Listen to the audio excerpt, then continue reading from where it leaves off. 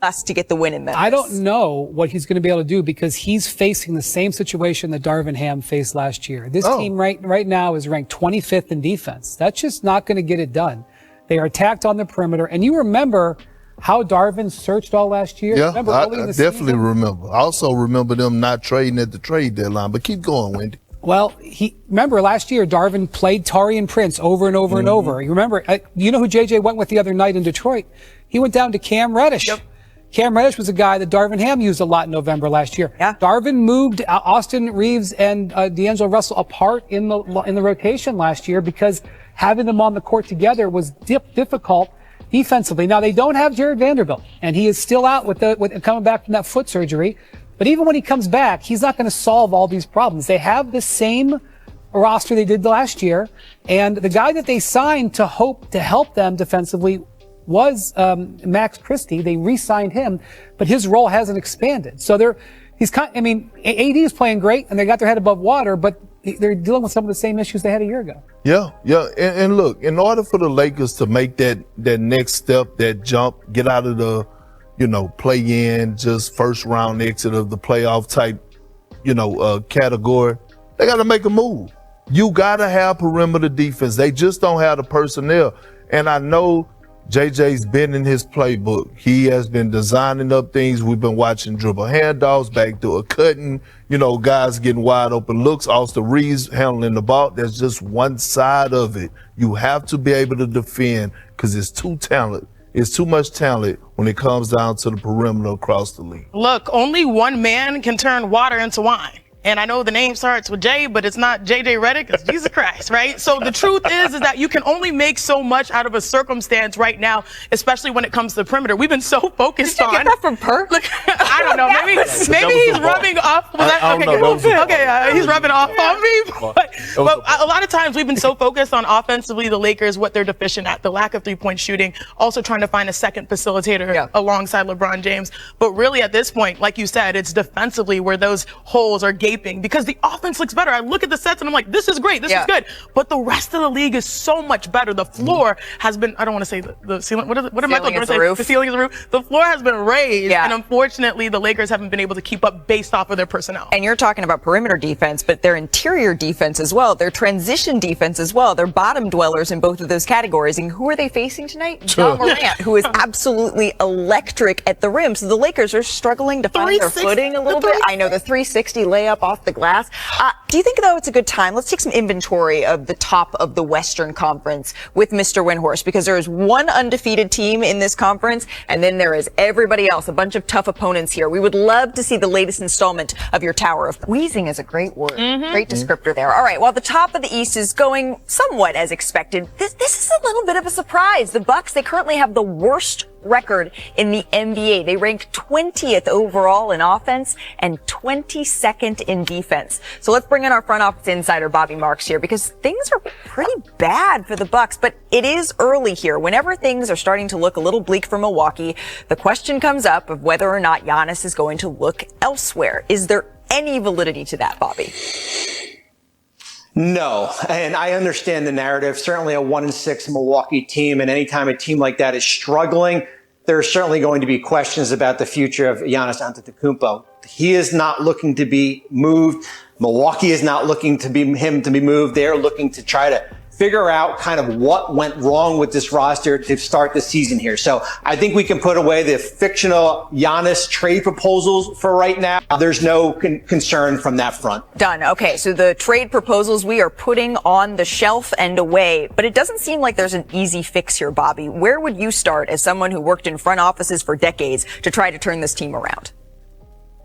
No, you're right. There is no easy fix, especially for a Milwaukee team that's in the second apron. They can only trade a 2031 first round pick. It's going to have to be internal, Malika, here. I think the blueprint starts with what we saw Monday night in Cleveland in that second half, where they limited Cleveland to 43 points. The A's, I'm calling them, Andre Jackson Jr. and AJ Green, two young players that saw extended run in place of Gary Trent and Taurean Prince. Look for those two players to see extended minutes when they play Utah on Thursday night. But here's the thing with Milwaukee. The next 10 games are going to tell a lot about this team. 8 of those games are at home. So if you're looking at a do or die scenario here, it's going to be over the next 2 weeks. Thank you so much there, Bobby. I'm going to turn to you, Brian. If Bobby is talking about the A's, then I'm going to turn to our B's, Bobby and Brian. How would you fix this? They need to get more out of Gary Trent. I know that Bobby's talking there that they may go with some of the younger players ahead of him. They certainly did down the stretch in Cleveland on Monday where A.J. Green finished. That was a great performance. A.J. Green went 7 of 9 on threes. I don't know how often you're going to see him do that. Gary Trent is a guy, I know they signed him on a minimum, but it was regarded as one of the best value signings in the entire summer. He's only shooting 23% on three-pointers to this point, 29% overall. The Bucks need more from that 3 and D spot. They're not getting it defensively. Their whole defense is struggling on the perimeter. They need to get something out of those role players because Chris Middleton has no timetable. They haven't announced a setback, but it's very clear he's not progressing towards playing right now. Okay, so and that's a bit concerning. We've said this is early, right? This is early for Milwaukee, but I have a stat for you guys. Okay, hit us. I love stats. Over the last 25 seasons, do you know how many teams have gone 1-6 or 0-7 or worse and made the playoffs? 2. 3. At all. Close. Yeah, you were close. That was close. So while it's not time to panic yet, that's pretty concerning. It's very concerning. And look, we keep talking about the offense, and Wendy, I'm with you. Like Gary Trent Jr., he should up his game for his 3-point shooting. But I would think that Milwaukee, with a healthy Giannis, still could be better defensively, right? Especially when you think about what him and Brook Lopez could bring together. And I know Brook Lopez is getting a bit up in age, but he's still 7'1". He's still got the capability of anchoring the defense and blocking shots.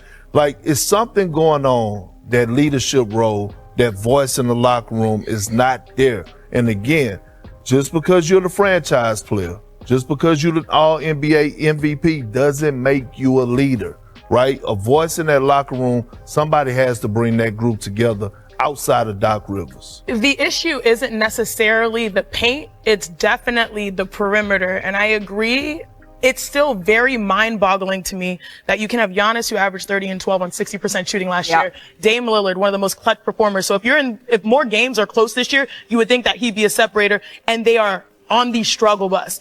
What I look at this and see is that in the NBA, duos are not enough. The separating factor is your bench. It's your supporting cast. I think about LeBron and AD, Giannis and Dame, Jimmy and Bam. Oftentimes you think those two can just simply win you games. No, if you look at the best teams in the NBA, OKC, their supporting cast. Boston, their supporting cast. Golden State, even right now, their supporting cast.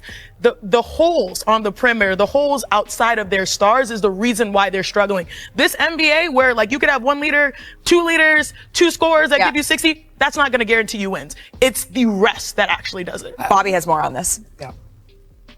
Yeah, I just think we need to condition our minds to think that just because a Chris Middleton return is going to fix everything. We don't know when the timeline of when Middleton gets back to this roster. And as we said before, how this roster gets better and how it improves over the next 3 weeks is going to be within.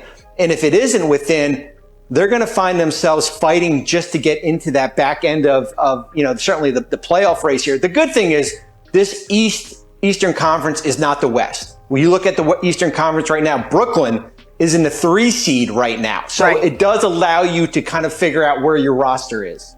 Yeah, and I would say they lost these last 2 games by 1 possession. Okay, and Giannis didn't even play Monday in Cleveland. And had they won those 2 games, they would be like in 5th place right now. But I would also say the standard for this team with Dame and Giannis compete with Boston. And if you watch them play and you watch Boston play, they're not in the same league. So that's a problem. Thankfully, there's a long season. Bobby, thank you for stopping by and clearing all of that up for us. All right, coming up on our show. Thank you for watching so far. Leave your comment below. And don't forget to subscribe so you don't miss any detail. A hug and see you next time.